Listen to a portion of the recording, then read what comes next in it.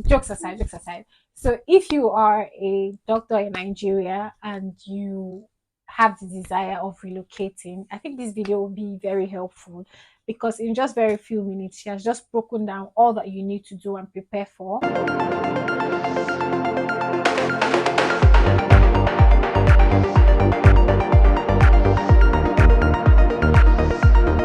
Hi guys, welcome to Young and Corporate series. My name is Lola again, and on this episode, I'm just going to speak with Ife here. Ife is a medical doctor, and she has recently moved to the UK to continue her practice. And I know that a lot of medical professionals in Nigeria are like moving to the UK because the work practice here is a lot better and conducive. The pay is better, everything is better. So I don't have I'm not an expert, I'm not a medical professional, but then I have a medical professional here and I'm gonna ask all the right questions, starting from the exams that you need to write from after the university up until moving on to the UK. So join us on these gists. Thank you so much for having me on your My channel. pleasure. I Thank really you. appreciate My pleasure. Okay, so Ife, I know that we've had like other conversations before today, and you actually stated clearly that you went to the university of you went to Bowen, Yes, I Bowen went to University. Bowen. So Ife went to Bowen, Ajebota. So okay, so you went to Bowen. Can you? So after Bowen, when did you make up your mind that you needed to move out of Nigeria for practice? Okay, so after my medical school, when I was in medical school, it was like a confusion. I wasn't so sure. But after medical school, when I was done, during my housemanship to be precise, I just knew I needed to move. Yeah. Was it? I was exposed to No, go I was ahead. exposed to the working condition. As a student, you won't really know exactly what the profession is like. You could just go for exams, lecture, classes. But when I was working, I saw something doctors face, even nurses and some other things. I wasn't really comfortable with it.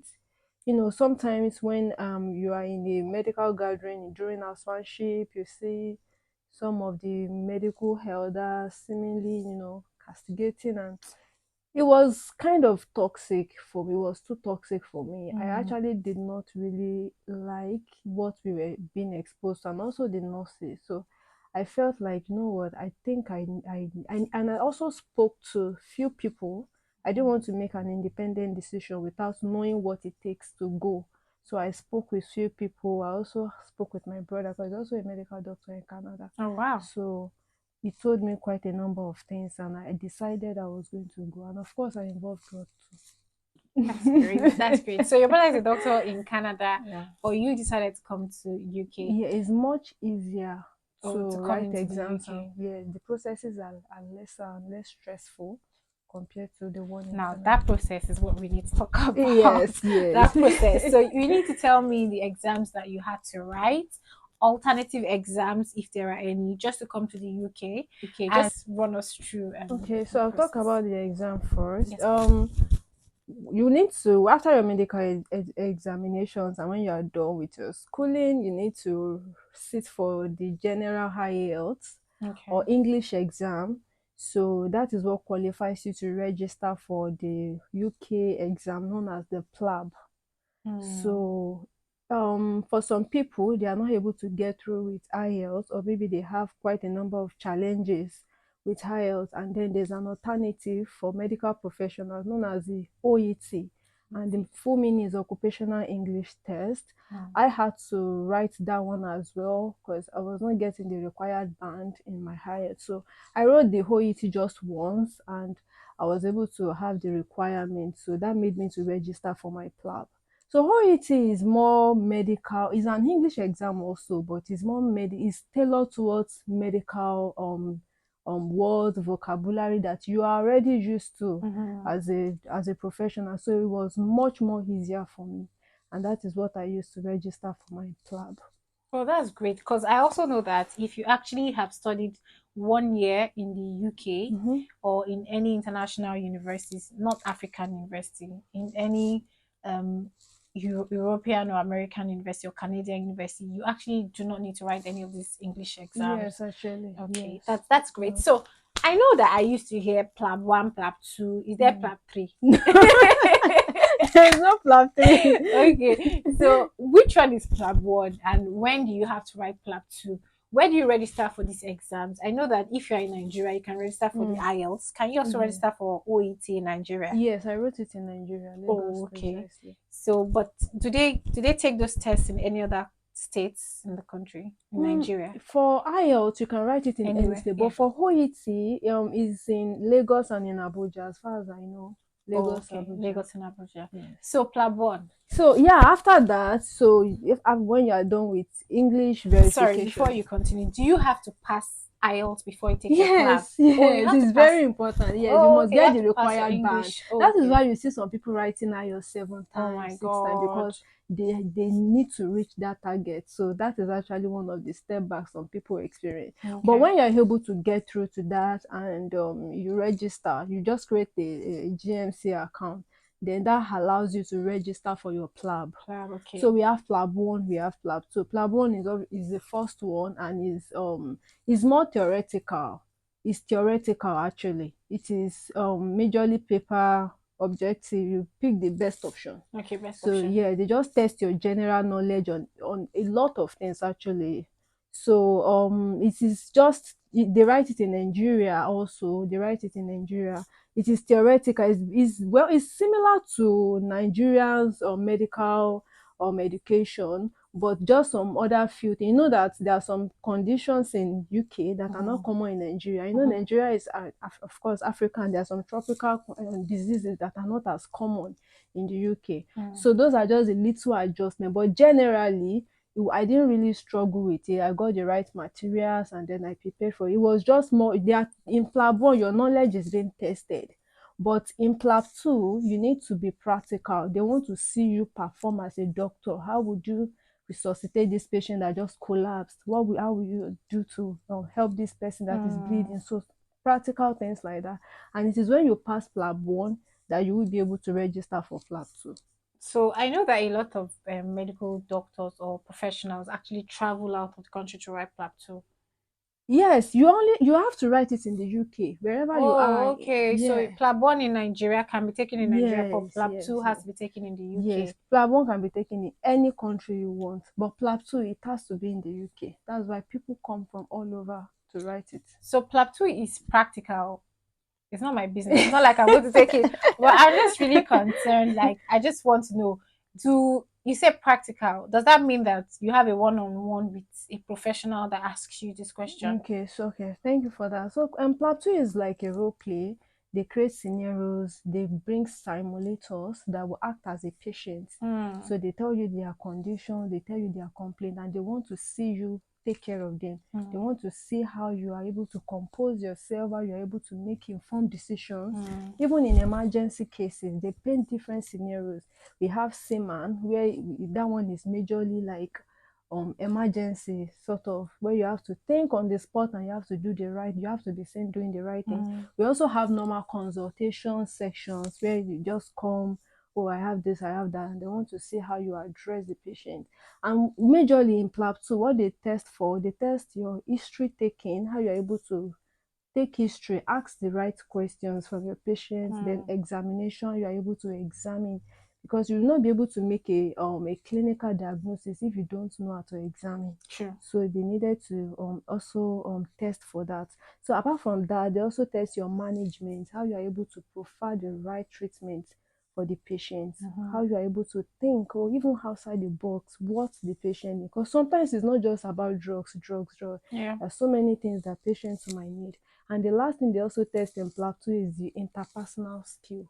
Okay. So how you are able to relate with your patients, how you're able to, carry them along, like just to create a rapport with them basically. Of course, when you go to a hospital and the doctor is not really receptive to you are not even free with the doctor, you will not be able to express yourself. True. So that is actually what they like, that is what they are after. And I realized that in Nigeria, the interpersonal skill aspect was not was not emphasized on. It was just, you just see them talk anyhow, do anyhow, everybody They just just their want to own do their boss. job and just Yes, leave and the just go. place, But just leave the office. yeah, exactly. So, but when I started preparing for PLAB 2, I started seeing things in a different light. I started like understanding how to talk to them, how to understand them further, how to address their needs holistically really when they come to the hospital. So I learned quite a number of things. Wow. Wow. So yes, thank you for that. So now you've talked about preparation, PLAB 1, PLAB 2. So PLAB 1, what do you need? What materials do you prepare with? Okay, for PLAB 1, there is an app called the Plabable app, and that's actually the main material I subscribe to. So we have different subscription. We have 3 months subscription, 5 months, and I think there is even more than that.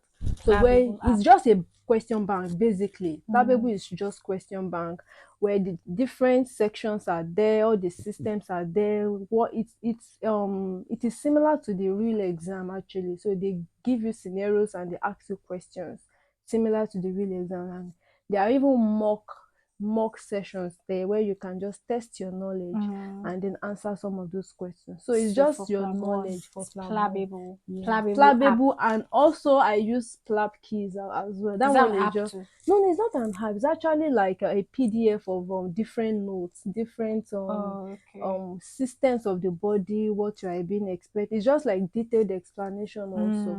I use both of them together. So just those two materials. PLABable app and PLAB key. Yeah, Plab keys. Yes. Okay, PLAB keys. Yes. Okay, so for PLAB 2, how did you prepare for the exam?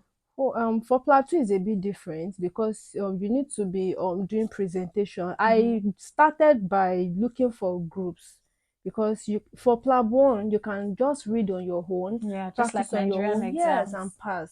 But for PLAB 2 you can't do it alone. You need people to present with.